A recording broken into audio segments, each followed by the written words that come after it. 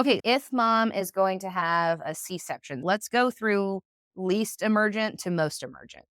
So if mom is going to have the least emergent C-section is going to be a planned C-section. Let's assume that mom has gotten into a car wreck that misshaped her pelvis and we know that baby can't come out, so she's going to have a C-section. She is still going to benefit from doula care. Even though we're not able to prevent a C-section in that scenario, we're going to be there to make her labor and birth that precious, sacred moment that it is, because the after birth time, even if we don't have hours of labor to get through, if we just go straight to scheduled 8 a.m., having the baby, C-section, the doula still goes and prepares the mom while she's while she's pregnant, helps mom prepare her nest for afterward, helps mom decide what music does she want to play in the OR? Does she want to have her makeup done before she goes? What does she want to have in her postpartum room for as soon as she's back from the OR? When she's in the OR, your first job is going to be to hug the wall while everybody's getting prepped and don't touch anything blue. Everything that is blue is gonna be sterile, so hands off anything that's blue, but bring mom's camera. Bring mom or dad's camera and take pictures. Take pictures of mom and dad, and when the baby is born, take a picture of the clock on the wall for baby's time. When mom first has that baby on her skin, take a picture of that. If mom doesn't have a partner, then be there as her partner and be under the drape holding her hand and just witnessing to the birth. Okay, so that's our non-emergent planned C-section. In the postpartum period, that C-section is going to make it more difficult for her to recover because she's had major abdominal surgery and a baby. So she's done both. So it's like she's run 2 marathons. So we need to make sure that we protect that immediate postpartum space because since mom didn't labor, a lot of times people forget that mom still just had major surgery and she still just gave birth. So she still goes through all of the same hormone changes. She still has to bleed out through her vagina to get all of the blood and all of the uterine lining that was, keeping that baby going for the last 9 months. All of that still has to come out. Her uterus still has to contract down from baby size down to original non-gravid uterus size. And that's going to take time and contraction. But instead of just a regular uterus, I'm contracting on a uterus that has a fresh surgical scar. So there's going to be a lot of anticipatory guidance and educating mom on how to take care of her postpartum body after a C-section, encouraging her to get abdominal binders, teaching her how to use a pillow to brace her stomach before she coughs or laughs, encouraging her to use support hose or belly binders or taping her abdomen to help keep all of that tissue up while it heals, as well as doing the regular doula postpartum things of facilitating that bond between mom and baby, helping her breastfeed, helping her establish that good latch, encouraging skin to skin with mom and with dad and with partner, whoever is a part of her nest. So that's how you can be an amazing doula for the planned unemergency section. Now let's go to the opposite side. It's her first baby. She's been in labor for days. She is going all natural, and then baby's heart tones crash, and she has to have an emergency C-section. And because she had been going without an epidural, we have to put her to sleep for her to go have her C-section because we have to do it so quickly. We don't have time to place the epidural. So mom goes from I'm going to have this unmedicated birth to now I'm being put to sleep. So in this case, you're going to help navigate the terror and help mom to understand what her rights and responsibilities are, what's about to happen to her, what's going on with baby, what happens next, and reminding her that you're there for her. You're there for her. So, mama, you got this. You're going to go to sleep. We're going to make sure that baby is healthy and well. I'm going to update you as soon as I can. When your mom has an emergency C-section, sometimes they'll allow the doula to go to the recovery room with the mom, and they'll send dad or partner to mom's postpartum room with the baby. Because if mom has to be put to sleep, she's going to have to be in the recovery room for about 2 hours. And that's that post anesthesia room where we make sure that she's okay post general anesthesia. So in those scenarios, as a doula, what I would do is take as many pictures as I could of that baby in the warmer and the baby with the partner, and I would follow mom to recovery. So mom's asleep. I would follow her to recovery.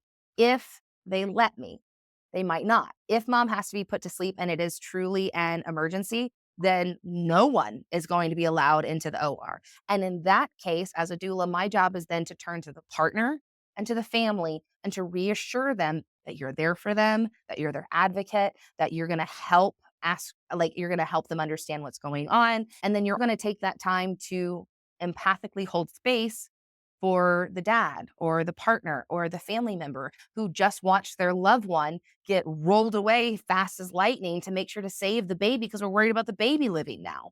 So that's terrifying for them. So your job as doula in the emergency C-section becomes a lot of holding the space for that scary moment because there's nothing that you can do as a doula to impact the medical part, but you can do so much to impact the community and the social part and that emotional part and the spiritual part and the parts that make it special and human. That's what you get to do as a doula. So while mom and baby are rushed away to the OR, you get to serve and nurture the partner. You get to serve and nurture the family members. What I like to do in an emergency is I like to clean up the room.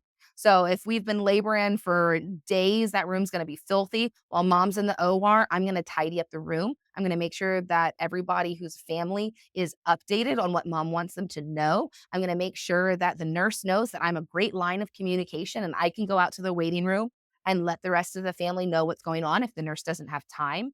I'm going to make myself as useful as possible to take care of the stuff that they're not thinking of. I'm gonna make sure to ask the family and the parents, have they gone to the bathroom? Do they need something to eat? Would they like me to turn the lights down? And then focusing on the positives. So while we're waiting for mom to come back from the OR, let's go ahead and pull out baby's newborn outfit. Let's go ahead and pull out the blanket that we're gonna put on mom so that if we can't go to recovery, well, then as soon as mom's in the room, we're gonna put that blanket and baby right on top of mom. If mom is in the room and baby has to go to the NICU, that's when I'm going to want to have pictures. So if I can't get pictures in the OR because I wasn't allowed, I will ask the nursing staff if they would grab some pictures of the baby. Even the NICU staff would be willing to grab pictures. Now, in an emergency, you're going to have to wait because it's more important that they intubate the baby and save its life than mom has a picture of the baby. However, it is special and important that mom gets a picture. And it's usually not very difficult. And they'll want to. If you reminded me, like, hey, could you grab a picture of the baby for mom? They'll be like, yes, of course. And so securing that for mom so that she can start bonding with baby, even though baby is physically apart from her. If mom wants to breastfeed and she has to have an emergency C-section, if she goes into recovery, we're not able to immediately latch baby to breast. However, what we can do in that situation is put the baby skin to skin on the partner or in dad or a family member so that baby is getting all of the benefits of that immediate skin to skin contact.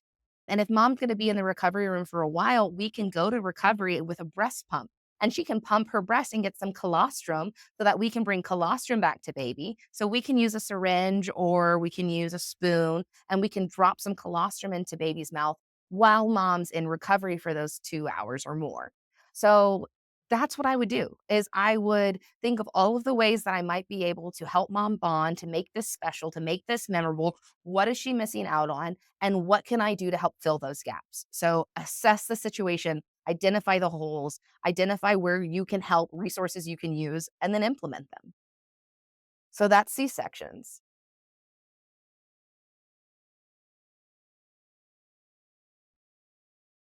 All right, so this is a graph that shows over a 20-year period of time, so from 1989 to 2011, this is showing a trend in C-section results in the United States.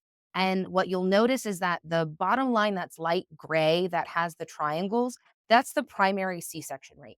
A primary C-section means that it's your first time having a baby to term and you're having a C-section. So this means either baby was malpositioned or something went wrong. So if we're looking at our C-section rate that we want to try and decrease, it's the primary C-section rate that we really want to focus on. Because if we're having C-sections the second, the third, the fourth time, that's going to skew our numbers and invalidate some of our data.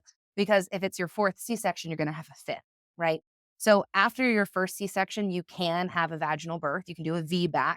However, some physicians might not be supportive of you having a vaginal birth if you've had more than one C-section. So if you've had a C-section, and then a second C-section, some physicians might not encourage or support you to have or to try for a vaginal birth. What they might do is called a TOLAC, which is a trial of labor after cesarean. So that's the primary C-section rate number. And you'll see that it drastically and very rapidly went up right around the 2000s. Up until 2011, right now, our C-section rate in the United States is around 30+%, which is absurd for primary C-sections. That is evolutionarily impossible. If we actually had to have a C-section for 40% of our people, the human population would cease to exist. That's not how genetics or numbers work. So the fact that our C-section rate is so high is very, very indicative of something that is intrinsically wrong in our system. So we want to address it. The next line that you're going to look for is that medium gray line. And that medium gray line that has the diamonds in it, that's the VBAC rate. A VBAC is a vaginal birth after cesarean section. So the VBAC rate you'll see increased in the late 1990s when VBACs were first becoming popular, but then they suddenly decreased and have slowly stayed low, which is unfortunate because we'd like our VBAC rate to increase and our primary C-section rate to decrease, because VBACs are going to be the second, the third, the fourth births, whereas primary C-sections are the first. So we want to see the primary C-section rate go down and the VBAC rate go up. The final line that you're going to look at is the darkest line. It's at the top. It's the highest percentages, and that is just our overall cesarean delivery rate. So that is the C-section rate through the United States, whether it's VBAC, sorry, not VBAC, because that's not a C-section, whether it's a primary C-section, a secondary C-section, an emergency, not an emergency, this rate has continued to increase. And in the United States, it is the highest of just about any developed civilized country that there is. Now, the reason this is important is because there are worse outcomes associated with a cesarean section, which makes sense because usually it's accompanied by an emergency, a trauma, or an issue. However, if we're having C-sections without the emergency, the trauma, or the issue, or if we're almost eliciting or asking for C-sections because we're doing unnecessary interventions, we're inducing early for no reason, if we're increasing our C-section rate, we're increasing our hospital readmissions, our infection rate, our maternal morbidity, which is the sickness of mom. So we want our C-section rate to be down. So I want you guys to see here is on the left, you'll see where it says maternal mortality. So this is the percentage of moms that are going to die per 100,000 moms. And the majority of moms that die related to their pregnancy and giving birth are 13.3 out of 100,000 would be C-sections versus only 3.6 of vaginal births. So your risk factor of dying is 4 times higher if you have a C-section. If you are going to have the approaches to limit interventions and care from the American Colleges of Obstetricians and Gynecologists indicates that doula support during labor and birth can help prevent and limit interventions throughout labor and birth, which are correlated with poor birth outcomes. There are also ethical considerations for obstetrics and gynecology as far as doula care.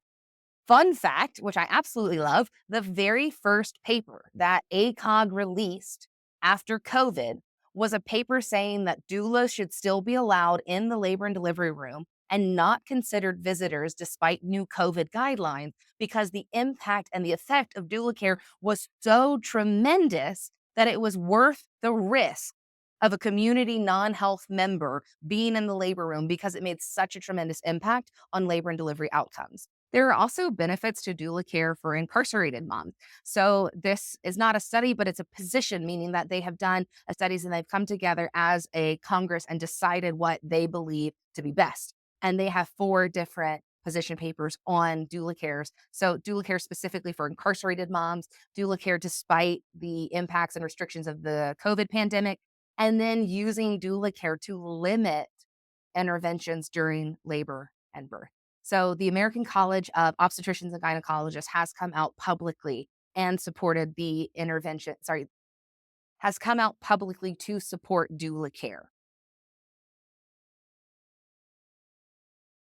And now I want to talk to you guys about the benefits of doula care in postpartum. We mentioned on the first day that the 2 main killers associated with pregnancy and birth are going to be cardiovascular issues like hypertension, preeclampsia, amniotic fluid embolus, stroke, heart attack, etc. The second killer of a lot of our moms is going to be related to postpartum mental health disorders. So, moms that have postpartum anxiety, postpartum depression, postpartum OCD, postpartum bipolar disorder, postpartum psychosis. All of those are true diseases, true problems, true morbidities that we're going to need to be able to not only watch out for, but then help mom through. So, because it is such a killer and is so preventable, we're going to spend a lot of time over the next few minutes on postpartum depression, anxiety, and what we call these are just PMADs for postpartum mood, anxiety, and depression disorders. So a PMAD includes all of those. So to get us started, we're going to start by stopping saying that at least mom and baby are healthy because healthy is very subjective. What we're usually saying when we say, well, at least you're blah, blah, blah, what we're telling the other person without meaning to is hush. I don't care about your problem. They're irrelevant and you need to get over it. And when you've just had a baby or lost a baby or faced a trauma or faced discrimination or whatever it is, or even if you've had a wonderful and healthy birth, it's still not just at least mom and baby are healthy. So much more has happened. And to say, well, at least mom and baby are healthy is so invalidating to the entire experience that mom and that baby have just gone through.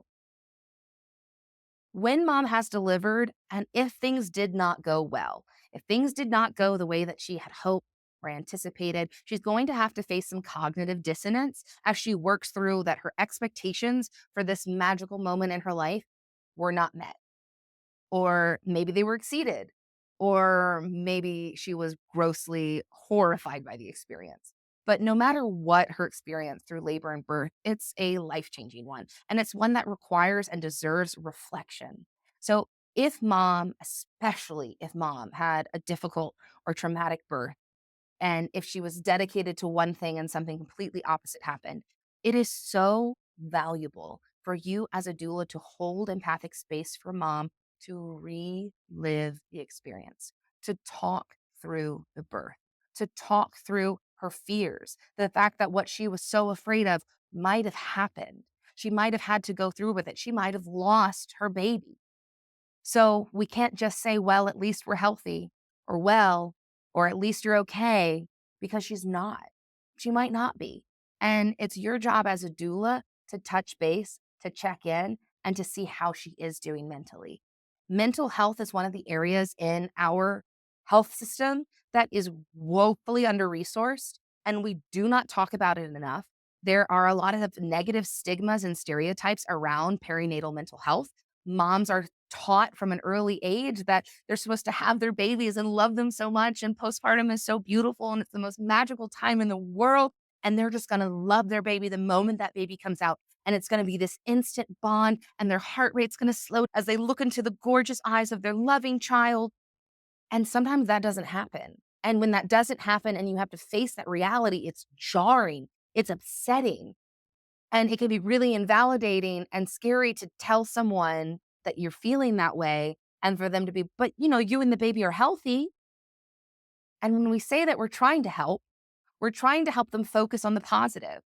But when things are bad, yes, focusing on the positive can help, but disregarding the negative doesn't get rid of it. So, yes, focus on the positive, but don't disregard the negative. That doesn't get rid of it. When a mom is able to go back over her birth story, it is a part of her healing journey, actually reflexively telling the story, reviewing it, hearing it from her own mouth, and then having somebody else hear that story and reflexively listen back to them to understand, even if you were there, let her tell you the story again. Take notes, provide that gift to her, give her a version of her birth story because it's going to validate her experience. So even if it was the worst experience in the world, ask her to tell you about it. Ask her to relive it. Let's move through it. If it was super, it might take some time before she feels safe and well to go through that experience again. But this is also why, as a doula, you would want to hold space, meaning that you're just going to quietly sit there and allow her to say whatever it is that she needs to say without judgment, without condemnation, with just acceptance and understanding. It would also be great if you could go ahead and do her dishes, cycle a load of laundry, and encourage her to take a shower and eat dinner. Those are all things that will help as well. empathic holding is really powerful. If you have a mom who screens high on the Edinburgh postnatal depression scale, which I'm going to teach you guys about later, it's something that we're going to be implementing into our volunteer program this fall.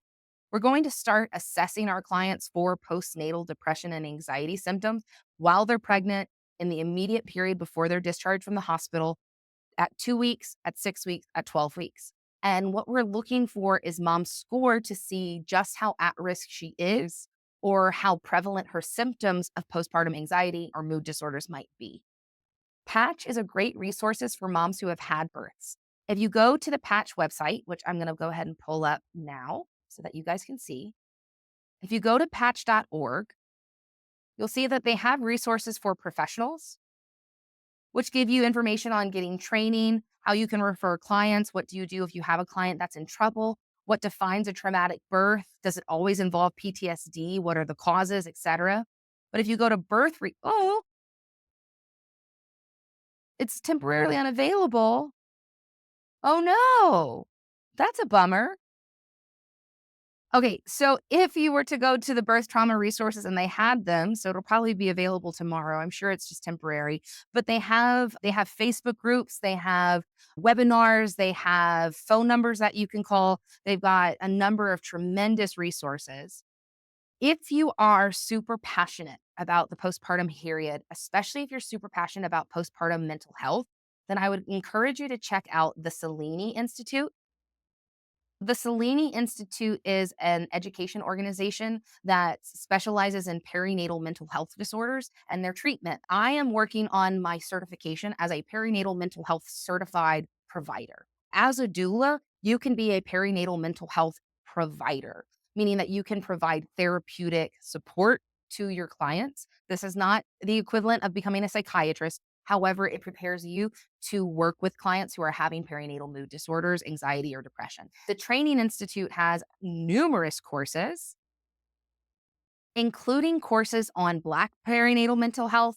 In the Black and Brown community, it has been widely reported that mental health is even more of a negative stereotype than it is in other communities. Mental health is not often addressed, let alone treated in the Black and Brown communities.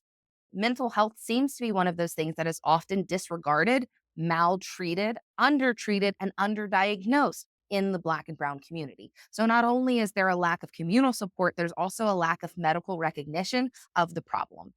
Black and Brown women are also more likely, because they've been historically marginalized, to have low income and be under resourced. Moms that are under resourced and dealing with poverty are going to be at a greater risk for anxiety, depression, psychosis, postpartum disorders because of that additional stress. Being Black and being poor is a great combination for having a perinatal mood disorder. Add any sort of grief, loss, miscarriage, abuse, or trauma in her past, and you have the perfect storm for a mom to suffer with a perinatal mood disorder. So it's important that we not only recognize them and identify them, but that we also provide therapeutic support and connect mom to resources to continue getting therapeutic support outside of our care. All right. It's something that you might want to look at to add to your resource list, see what's available in your areas. Yes. Thank you. Oh, that's very true. What's available in your area and what's available to you. The Selene Institute, you do have to pay for these classes and they are not cheap. But it is something that if you're looking to continue your education, diversify your certifications, this is a good thing to look into. There's also something called Postpartum Support International. When you get perinatal mental health certified, you get that certification through Postpartum Support International. The Selene Institute offers training in the same way that Mary's Hands Network offers doula training, but you get certified through the International Childbirth Education Association. If you were to get perinatal mental health certification, you would do that through Postpartum Support International. But one of the ways you get your training is through the Selene Institute. They also have webinars available if you are a member of the Postpartum Support International organization. They have tremendous ways to get involved, especially for not only moms, but for fathers. And then they have something called the Blue Dot Project. This is something that I was going to actually talk to you about the next time we get together because I want to implement the Blue Dot Project at the Baton Rouge General and see if we can't start bringing this with us whenever we integrate into hospitals. So the Blue Dot Project is to raise awareness around maternal mental health disorders. The idea is that we have a blue wristband that moms can wear, indicating that she's a postpartum mom. So if she goes to the hospital, the ER office, it's like if she was a diabetic or a fall risk, it signals that she is postpartum, meaning she is at a hemodynamically unstable time in her life. She is cardiovascularly unstable and psychologically unstable. The hormones going through her body, especially if she's breastfeeding, are up and down, which puts her at risk for perinatal psychosis and other perinatal mental health disorders.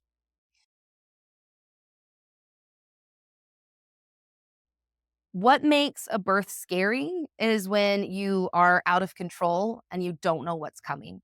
When you're afraid of something, you don't know what's about to happen and you're anticipating something with fear, right? So when something is scary, it means we don't know what's happening, we don't know what's going on, and we're afraid of what could happen to us or happen to our baby. When something is, it's going to leave a lasting impact that causes harm even after the initial event. So when something is scary, it's in the present, it's an initial event.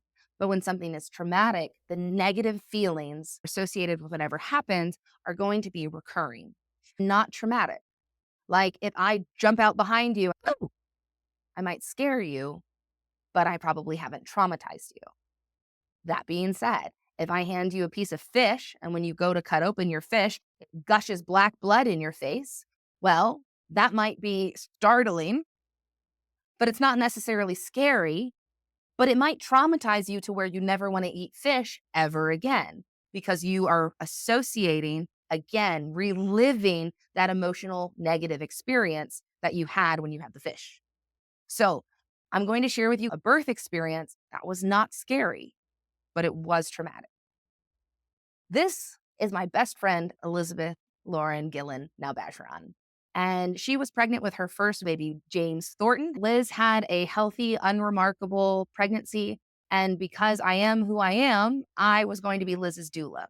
At the time, I was also working at the birth center of Baton Rouge where she was going to deliver. So I was a nurse, her doula, and her best friend. We also live around the corner from each other. So she's also my neighbor. So when Liz started labor, I came to her house. We were watching shows, and eventually her contractions were coming every 4 minutes, lasting a minute at least. We go to the birth center around midnight. Liz is about 4 centimeters, and we decided to stay at the birth center because we're comfortable there. It was just me, a midwife who's a good friend of ours, Liz, and her husband. So the four of us. It was very low key, very chill. And so Liz is laboring. We're having a great time. We moved to the tub because labor started to slow down. And when she was checked, she wasn't progressing very quickly. She was going maybe a centimeter every 4 hours. It was a very slow labor.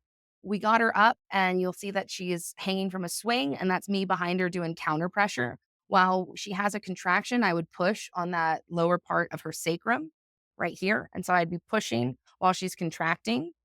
That's to try and relieve some of the pain she was feeling during those contractions.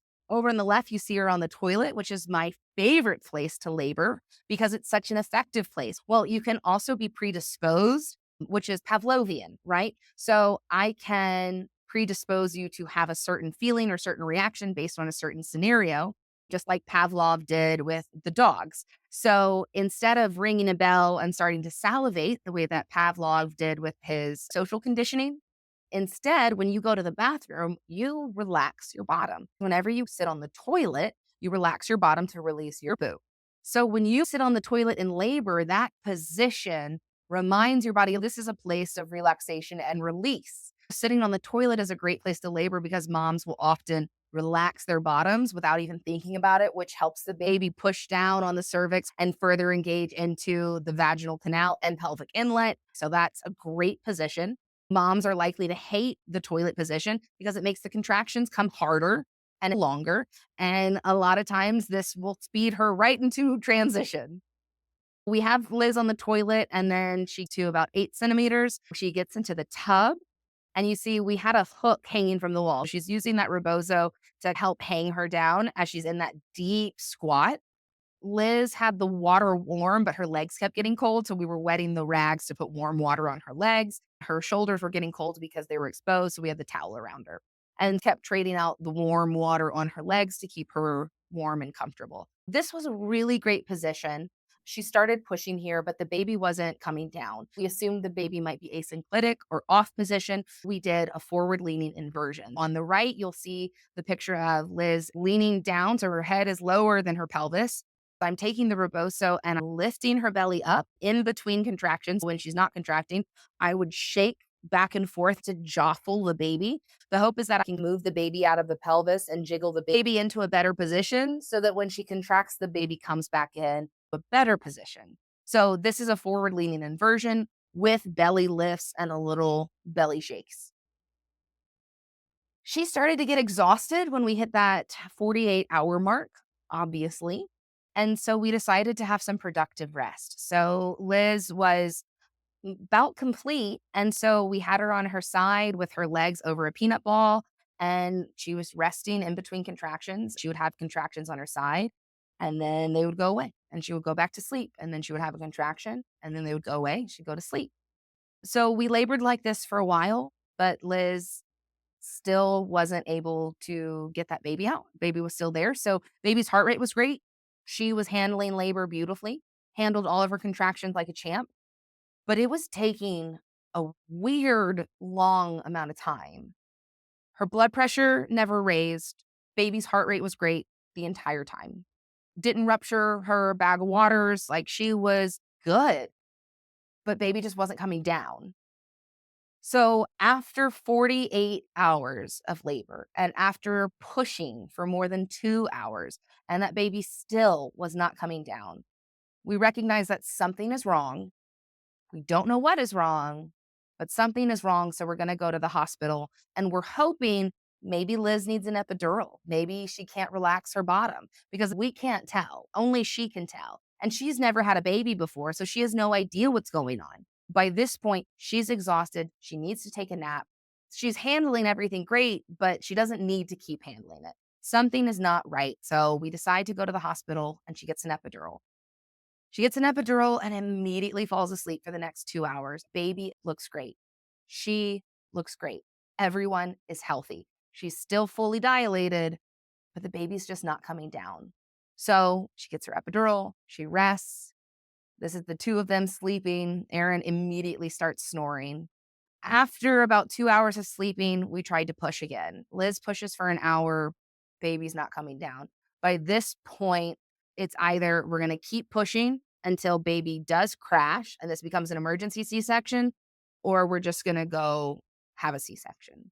So after, I think it was 52 hours of actively being in labor, hours of pushing, resting in between, just so much going on. They even tried to give her a little Pitocin to see if maybe that would help, but nothing was getting this baby out. So we either push and push and push until something goes wrong, or we go to a C section while the baby is still healthy and well. So we decide to go for a C section. She has done everything right. Baby is still healthy and well. She is still healthy and well. She is still handling her contractions beautifully, and yet she still can't have the birth she wants. At no point was anyone afraid. The baby was always well. Mom was always well. Something wasn't right. Baby wasn't coming out. So they do the C section. And when the baby comes out, you'll see there's across baby's head right here. The baby's head was swollen up the side at an angle. And we could tell where she had been pushing so hard. When they pulled baby out, baby had really gotten wedged into the pelvis.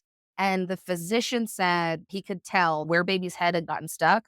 That was the widest part of her pelvic inlet. That baby was never going to come out. She wasn't able to push hard enough to move the bones of her pelvis to get the baby out. So her pelvis is likely misshapen. Baby couldn't even get engaged into the pelvis. But we tried everything. She has a C section, they get the baby out, but she's been awake for more than 2 days. She's been laboring, pushing, hasn't been eating. And now she has a brand newborn and she's in a tiny hospital instead of at her house. Now she has to recover from a C section. Even though we have this beautiful baby, we couldn't do immediate skin to skin because her arms were literally too tired to hold that baby. So I was going to try and put the baby on her skin and just hold it there, but she's so exhausted, she didn't feel safe with that. So instead, we bundled baby up and she just looked at baby while dad held the baby. When I talk to Liz about this now, she doesn't remember any of these moments at all. It was exhausting and stressful that those precious moments of her baby's life, she doesn't have them. That led to some significant postpartum depression for her because everything Liz was trying to accomplish, she was doing it right. Everything was healthy. Why couldn't she have a vaginal birth? So all of her power was just taken again and again. So even though the birth wasn't scary, Liz is still traumatized by that experience. She doesn't have trust in her body. She doesn't feel like she can have a VBAC. She doesn't feel like it's even worth trying to have a vaginal birth after cesarean because this one, she did everything right and it still went wrong. James is almost 2 years old and they're starting to have the conversation about whether or not they'll have another baby. Part of that conversation is going through the past and reliving that birth experience. Liz is my best friend, but it took us more than 6 months before we actually talked through her birth because I made the mistake of being doula nurse and best friend. What I should have done is just gone as best friend because by going as doula, nurse, and best friend, I was completely spent. I had nothing left to give her. So when I left the hospital after her C section, I slept for the next 36 hours. And then I had my very first Mary's Hands Network doula training the next day. I actually didn't even get to spend time with my best friend because I was so exhausted. And then when I had to do doula training, I went to sleep immediately after. So I wasn't there for her. So because I had exhausted myself by being nurse, doula, and best friend, I couldn't be any of those things to her in the immediate postpartum period. And as a doula, I regret that because I spent so much energy trying to be the perfect doula for her. And I think what she needed was her friend. She needed her friend to be there with her throughout all of this. So I was always focusing on her comfort and her hip squeezes and what was going on at the house. I wasn't connecting with my best friend. I regret that. I wish I had done it differently. And I hope she invites me to her next birth so that we can do it differently. That's an example of when birth can be traumatizing, even though it's not scary. And before Liz gets pregnant again, we have talked through her birth and we've decided that the next time she gets pregnant, we're going to go through birth again. We're going to let her talk through every single moment, what she felt, good, bad, and ugly, and sit with it together. We're going to invite her husband to do that with us because he also had panic attacks in the middle of the delivery because he was so worried because he knew something wasn't right but nothing was scary. So it's like, I feel like there's a dinosaur nearby, but I don't see any tracks. In that situation, it just felt like we were all powerless. Coming from the experience of being a labor and delivery nurse, teaching labor and delivery, being a doula for over a decade, I felt like I was the biggest hypocrite in the whole wide world, that my best friend in the whole wide world had a traumatic first birth. And that's the thing that I try more than anything to prevent for other women. But it's not about me. It's about her. So, in recognizing that it's not about me, it's about her, that actually helps me to separate the experience and to heal as a doula. Because as best friend, we had our own stuff to work out. I recognize that I gave my client the absolute best care I could give her because I was so focused on being the best doula ever. But if I were to continue to give care like that, I would so quickly burn out. So let's start talking about doula care, not for mom. Let's talk about doula caring for the doula. So we're going to talk about self care, ladies. We're going to talk about stress and burnout, universal safety precautions, and situational awareness. Let's talk about the difference between stress versus burnout. Stress is going to cause cardiac problems and will give you a heart attack and you will die from stress. Burnout causes more emotional and psychological problems. Stress will kill you. Burnout will make you feel like you wish you were dead. Stress is going to cause that loss of energy. Burnout's going to cause a loss of motivation. So, in order to prevent stress, we have to make sure that we're not over engaging, that we're not overreactive, that we are staying as balanced as possible. And in order to prevent burnout, We have to make sure that we're able to still connect with our clients and recognize that if we start to feel a little bit numb, that maybe we need to do some self-care, that maybe we need to do a little introspective doulaing and we need to doula ourselves. So burnout is really focused on the emotional part, whereas stress is on the physical part. As a doula, you're going to face stress and the potential for burnout.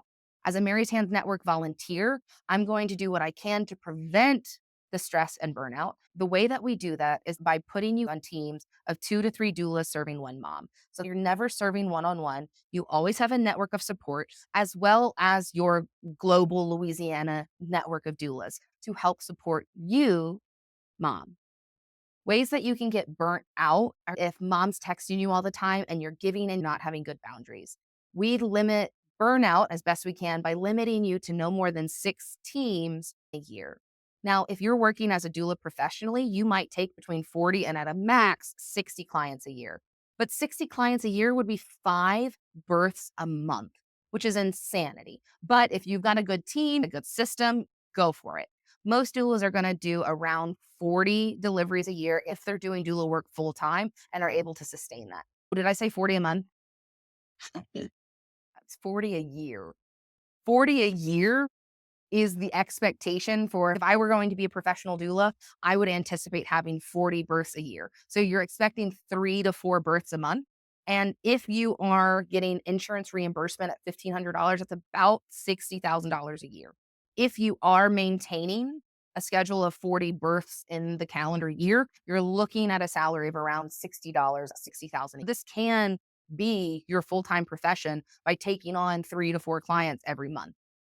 However, if you take on 5 or 6 clients every month, you are going to burn out and be overstressed. So don't do that. Some universal precautions that I have to say, because I don't know if you learned this in health class.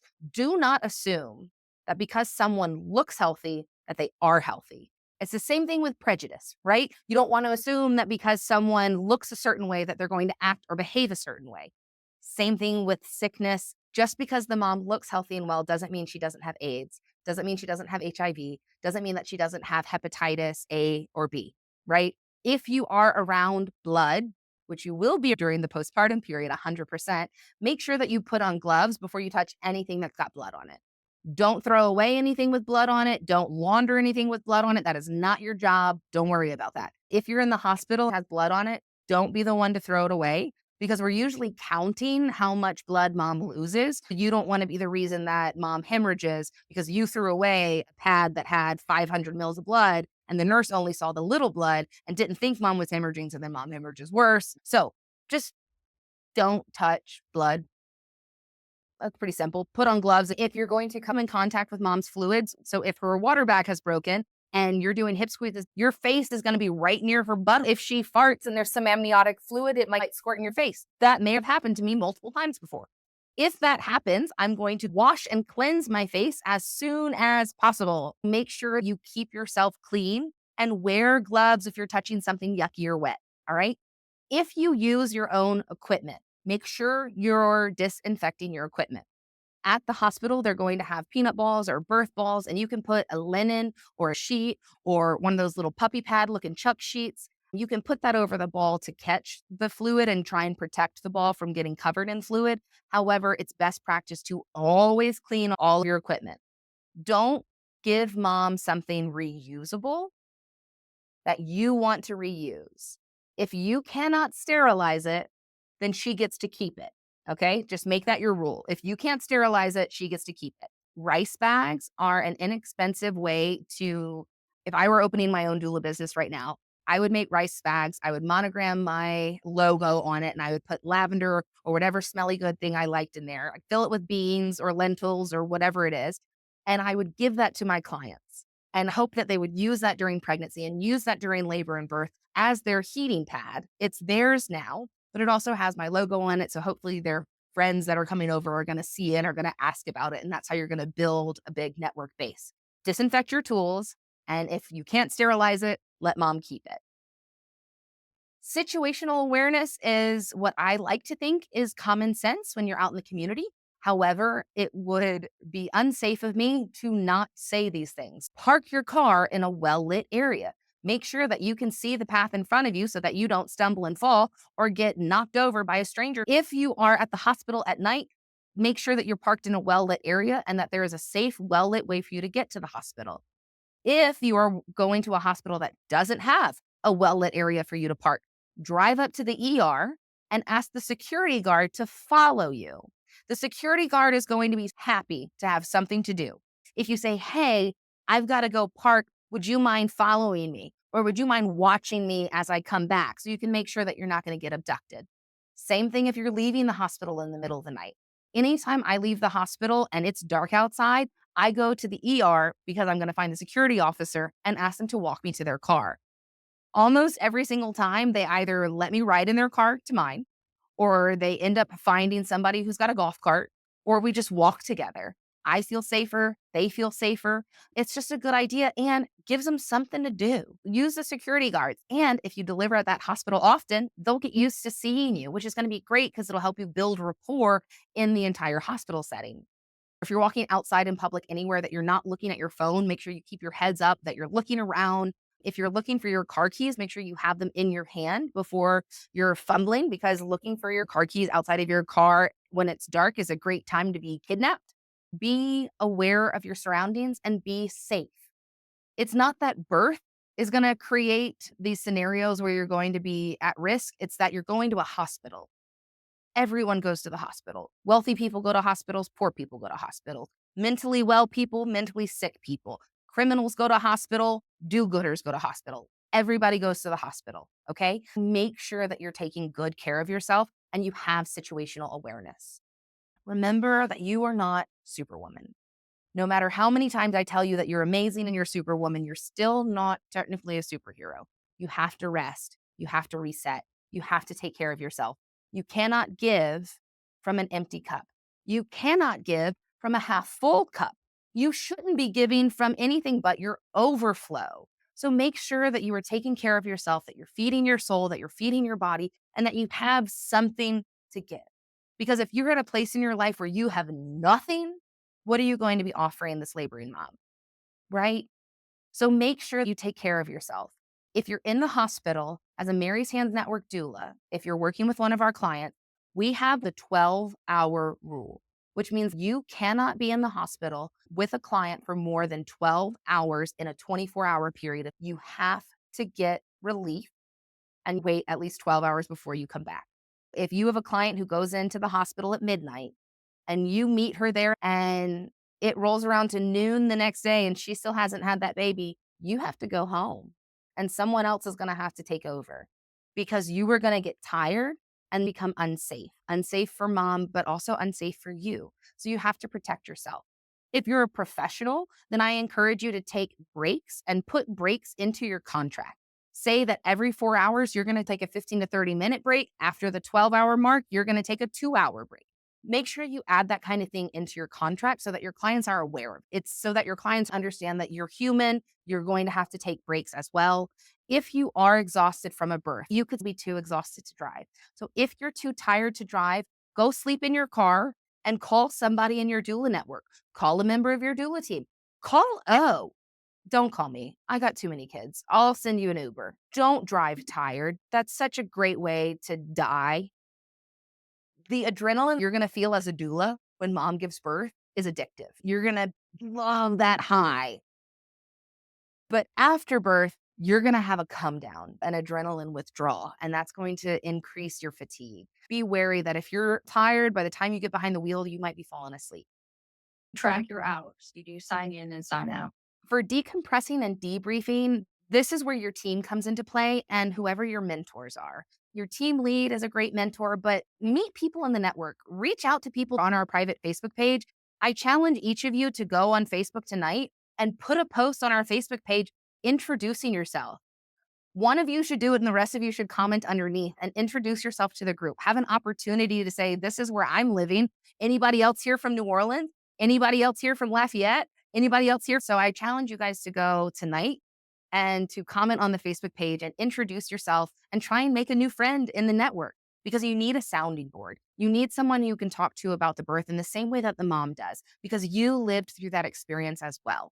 We are going to be implementing monthly Zooms. We had done it in the past. We're going to restart it again. We're not going to do the first Monday of every month because everyone has meetings the first Monday of every month. We're going to find our time for our bump date. And it's where I'm going to get online and you guys are going to have access to me as well as other administrators. So you can ask the questions and let us know if you're having any issues. Now, of course, the line of communication is always open. You can always email me, any of our teammates, and we will get back to you as soon as we can. You can always reach out to info@maryshandsnetwork.org.